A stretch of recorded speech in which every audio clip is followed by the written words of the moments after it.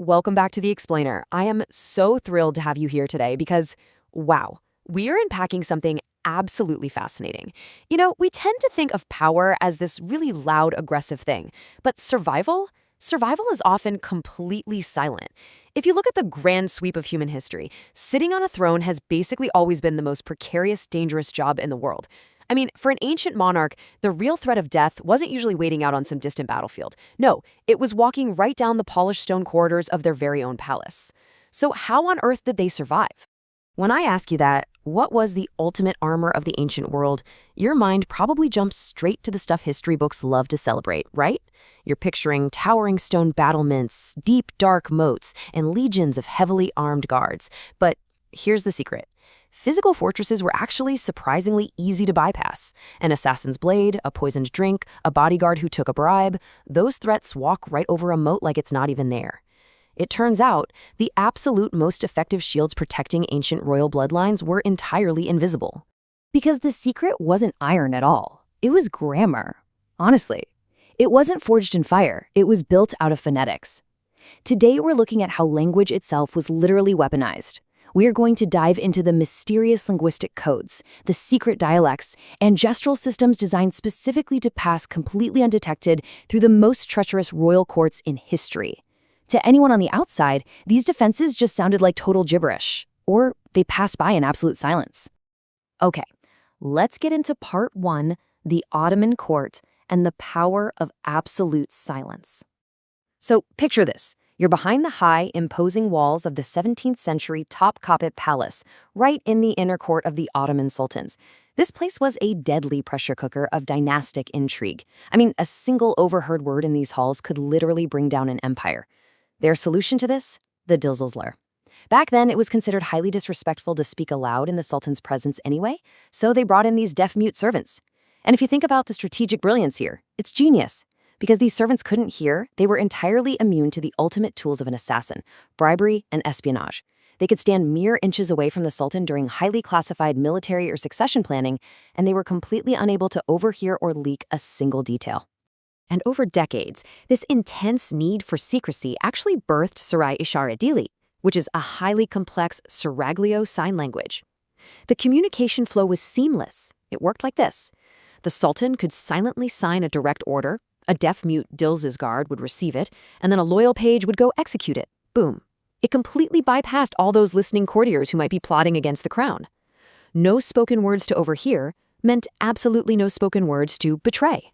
To see just how incredibly high the stakes were, we just have to look at the reign of the young Sultan Osman II. One evening, sensing a janissary ambush, his loyal page Mustafa had to deliver a frantic warning. But he had to do it silently. So Mustafa mimicked a rifle grip to say soldier. He weighed imaginary coins to signify gold, and he curved his hands to mimic the setting sun for night.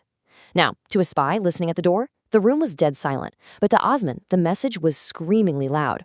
Your guards have taken bribes to kill you tonight. That silent, gestural communication saved his life, giving him the chance to quietly redirect his security. All right, moving on to part 2, the Mauryan Empire and their secret ciphers. We're going to travel way back now, like 2,000 years back, to ancient India. Emperor Chandragupta Maurya lived in the state of perpetual vigilance. He was constantly watching out for loyalist uprisings and Greek assassins, but he also faced a threat way more terrifying than someone just eavesdropping. He had to worry about intercepted communications and, well, literally poison damsels. Yes, women whose very bodily fluids were lethal, which, let's be honest, is a pretty extreme workplace hazard.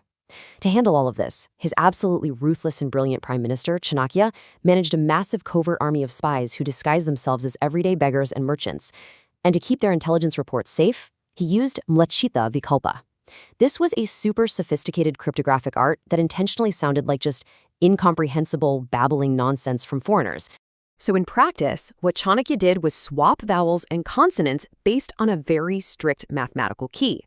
For example, a spy might send a basic clay tablet that looks like a merchant's ledger talking about Tagarika, right? Which is just a pretty, fragrant flower. Boring. But if you apply the phonetic key, the syllables shift to Tagara, which actually translates to tin or metal. Do you see what he did there? He took a totally mundane grain inventory and magically turned it into a life or death intelligence report. Let me give you an example of how this played out. When Chanakya decoded one of those simple clay tablets, the real message hidden inside was utterly terrifying.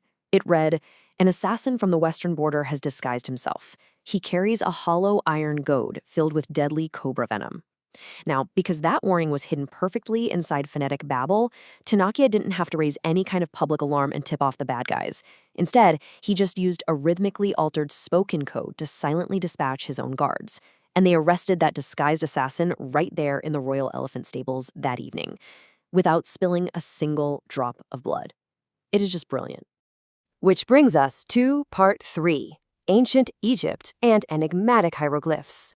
Let's dig into our deepest layer yet, because for the pharaohs, who were literally considered living incarnations of gods on Earth, the stakes were raised from mere physical death to an actual cosmic battle for eternity. The absolute worst fate imaginable for a pharaoh was damnatio memoriae. In Egyptian theology, your soul only continued to exist in the afterlife for as long as your name was written and spoken here on Earth. So, if a rival assassinated you and then chiseled your name off the temple walls, you didn't just die. You were spiritually executed, erased from eternity. No pressure, right? So to prevent this eternal erasure, the high priests developed this sacred, highly complex cryptographic system called enigmatic writing. They basically hid their royal succession plans in plain sight. Royal scribes completely weaponized visual puns. They used phonetic shifting, multiplied the meaning of standard symbols, and even hid entire secret texts inside what looked like regular decorative artwork on the walls.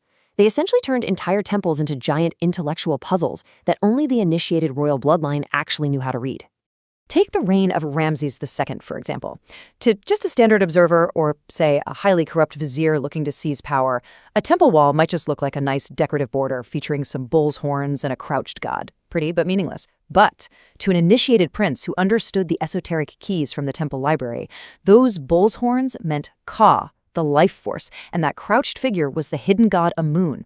Decoding that exact visual pun is what led the prince to trust the high priest and secure the royal treasury, completely outsmarting the conspirators who were busy tearing apart the archives. Now, let's zoom out for a second and just look at this timeline, because the sheer scale of this is staggering. From the enigmatic hieroglyphs of Egypt in 3000 BC to the phonetic ciphers of the Mauryan Empire, all the way up to the silent sign language of the Ottoman Empire in the 1600s, this really proves that across vast stretches of human history and across completely different continents and cultures, information control was always the ultimate undeniable power. Synthesizing our whole journey today, we're really looking at 3 brilliant systems that had the exact same goal.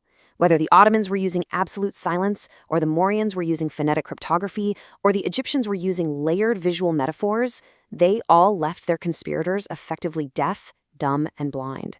While the traitors were desperately looking out for heavily armed guards, the crown was safely communicating right in front of their faces, securing the throne through sheer intellectual sophistication.